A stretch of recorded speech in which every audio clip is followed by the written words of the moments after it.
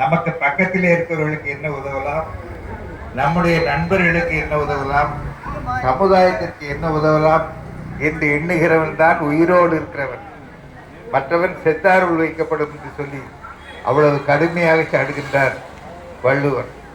இன்றைக்கு ஒரு நாள் கோயம்பேட்டில் அன்னதானம் நடக்கும், ஒரு நாள் அண்ணா நகரில் நடக்கும், ஒரு நாள் ஈஸ்ட் அண்ணா நகரில் நடக்கும் என்று அவர் நடத்தி கொண்டே இருக்கின்ற தொடர்ந்து அந்த அரசியல்கள் எனக்கு மிகவும் ஆச்சரியம் அளிப்பவர்.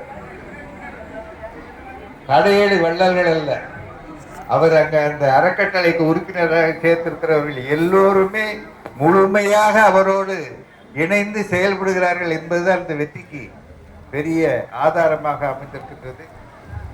இங்கே இவர்கள் எப்போதும் நண்பர்கள் எல்லாரும் வருவார்கள், ஆதரவு கேட்பார்கள். நாங்கள் எப்பொழுதும் உங்களுடைய அறப்பணிகளுக்கு முழுமையாக ஆதரவாகவும் உறுதுணையாக இருப்போம் என்று அண்ணன் அதியமான் அவர்கள் முன்னிலையிலே உறுதிமொழி அளிக்கின்றோம்.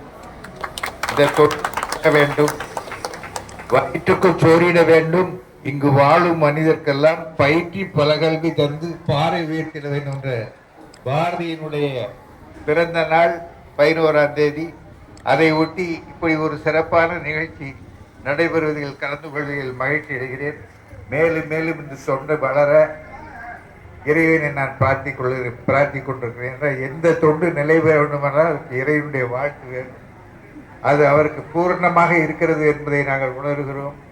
இந்த தொண்டு தொடரும், நாங்களும் அவருக்கு ஆதரவாக இருப்போம் என்று சொல்லி வாய்ப்பளித்தமைக்கு நன்றி கூறி அமைகிறேன்.